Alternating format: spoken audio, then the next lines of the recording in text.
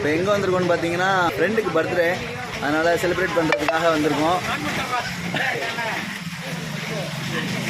அதெல்லாம் எங்கள் ஃப்ரெண்ட்ஸுங்க இவங்க தான்.